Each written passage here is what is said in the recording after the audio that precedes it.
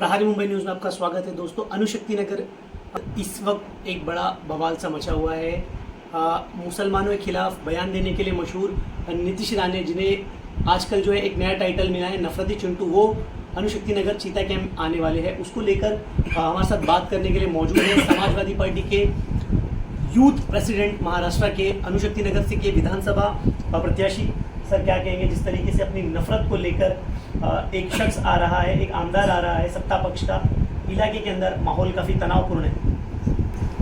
देखिए, ये बात सच है कि ऐसे लोग जो हमारे समाज में हिंदू भाइयों को मुस्लिम भाइयों से अलग करते हैं, जुदा करते हैं, तो कहीं ना कहीं ऐसे लोगों के खिलाफ जो है सब समाज में गुस्सा होता है, सब समाज में तनाव होता है। मुसलमानों के साथ साथ मैं आपको बताऊं, मेरे हिंदू दोस्त भी विचलित हैं, मेरे साथ जो हिंदू दोस्त रहते हैं वो भी कह रहे हैं कि आखिर ये क्यों आ रहा है, क्योंकि अणुशक्ति नगर एक ऐसा इलाका है जिसमें हिंदू और मुसलमान एक ही बिल्डिंग में रहते हैं। हिंदू और मुसलमानों के चौल जो है वो एक चौल के बराबर में दूसरी चौल है, एक घर के बराबर में दूसरा घर है। इनका व्यवहार रोज़मर्रा की ज़िंदगी में हिंदू और मुसलमानों का व्यवहार है। तो इसमें सभी लोग विचलित हैं और सभी लोग ये चाहते हैं कि कोई भी इस तरह की भाषणबाजी नहीं होना चाहिए जिसके कारण हमारे अणुशक्ति नगर, हमारे चीता कैंप, माइलीवाड़ा का माहौल जो है वो खराब। इस पूरे मुद्दे को लेकर आपने जो है डीसीपी से मुलाकात की, ट्रॉमे पुलिस स्टेशन के सीनियर से मुलाकात की, क्या आश्वासन दिया? क्योंकि ये एक धार्मिक कार्यक्रम में आ रहे हैं, दुर्गा पूजा के उत्सव में आ रहे हैं, आना भी चाहिए, धार्मिक प्रोग्राम को अटेंड करना उनका हक बनता है, लेकिन किसी दूसरे के धर्म पर कटाक्ष करना, जिस तरीके से कुछ दिन पहले इन्होंने कहा था कि मुसलमानों को मस्जिदों में घुसकर मारेंगे, मुस्लिम समुदाय के अंदर काफ़ी रोष है।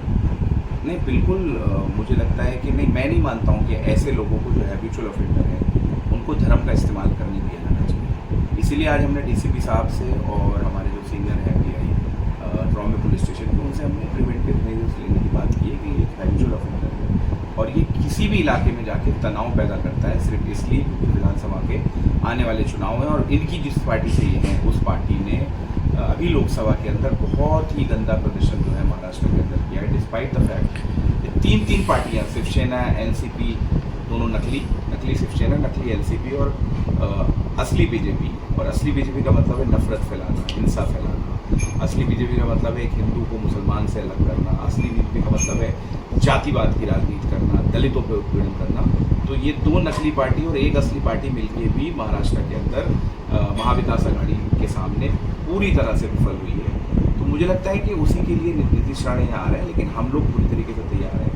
हमें आश्वासन मिला है पुलिस प्रशासन की तरफ से कि कोई भी अगर उन्होंने उस धार्मिक कार्यक्रम के अंदर गलत बयानबाजी की तो उसके खिलाफ जो है जो भी कानून का दायरा है उस दायरे के हिसाब से कार्रवाई। जिस तरीके से इनके बयान थे मुसलमानों के खिलाफ, मस्जिदों में घुसकर मारेंगे और तमाम इनकी जितनी चीज़ें हैं, उसके बावजूद इनको जिस तरीके से इनडायरेक्टली सपोर्ट मिल रहा है, ये कहते हैं कि सागर बंगले पर मेरा बॉस बैठा है, जिसको जो करना है कर ले। इसके बाद ये इन्होंने सत्ता पक्ष में रहते हुए कांग्रेस के खिलाफ कई कटाक्ष किए हैं, इन्होंने पूर्व मुख्यमंत्री उद्धव ठाकरे के खिलाफ काफ़ी बयान किए हैं, समुदाय के खिलाफ बयान किए हैं। उसके बावजूद इनके खिलाफ जो है 60 से ज़्यादा FIR दर्ज हो चुकी है, लेकिन गिरफ्तारी अब तक नहीं। देखिए, मैं आपको थोड़ा सही करूँगा कि वो इनडायरेक्टली सपोर्ट नहीं मिल रहा है, डायरेक्टली सपोर्ट मिल रहा है। और बड़ी शर्म की बात है अगर कोई एक गुंडा, एक मवाली, समाज में हिंसा फैलाने वाला ये कहे कि मेरा बॉस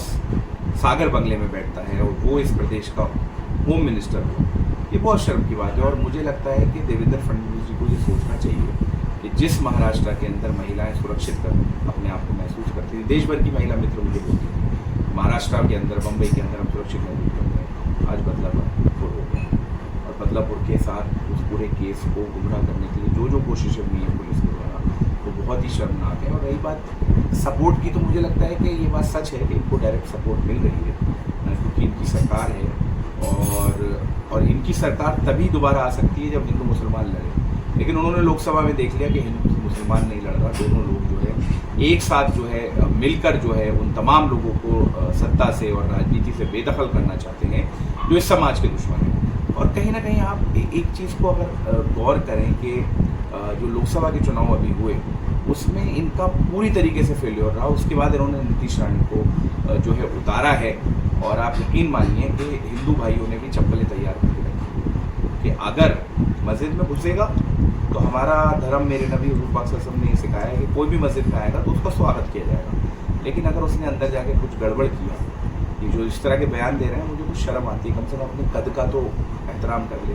जितनी कद का है वो, बहुत सारे नेताओं ने उसके कद के बारे में बोला है, मैं भी बोलूँगा तो लगेगा कि मैं रिपीट कर रहा हूँ, लेकिन ये सच्चाई है और सच्चाई को बार बार बोलना चाहिए कि अपने कद का तो एहतराम करें। और याद रखना कि इस पूरे मुद्दे को हिंदू मुस्लिम बनाने की कोशिश हो रही है, लेकिन जो मेरे दोस्त हैं, मेरे जो दलित साथी हैं, जो मेरे पिछड़े साथी हैं, जो मेरे यहाँ पर मराठा समाज के लोग हैं, वो सब लोग इस बात को बोल रहे हैं कि नीतीश राणे जो है सिर्फ और सिर्फ नफरत और जहर फैला रहा है।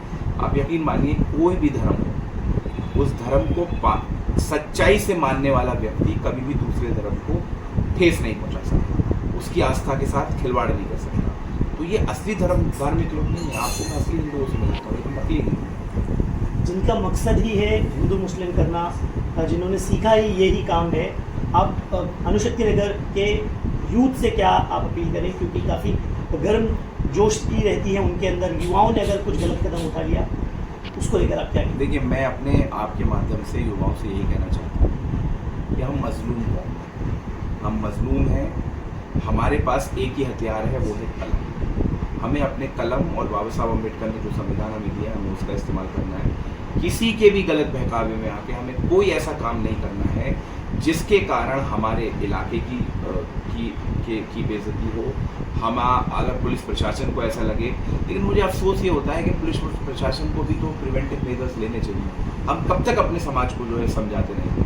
कभी कभी नौजवान हमसे नाराज़ भी हो जाते हैं कि आप इस तरह की बात क्यों करते हैं, लेकिन मैं फिर से, क्योंकि मैं जानता हूँ इसके दूरगामी परिणाम, नेता का काम यही होता है कि वो फॉरकास्ट करे, आने वाली चीज़ों को देख सके।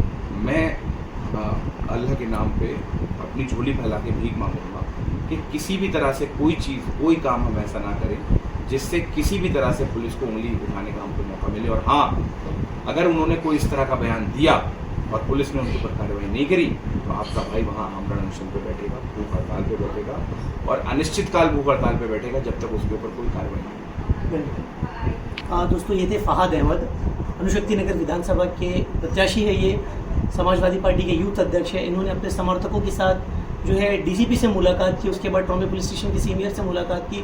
उन्होंने ये आश्वासन दिया है कि वहाँ पर जो है माहौल किसी भी तरीके से ख़राब नहीं होने दिया जाएगा। ऐसी ही खबरों के लिए बने रहिए प्रहारी न्यूज़। कैमरामैन अमान के साथ में फवाद।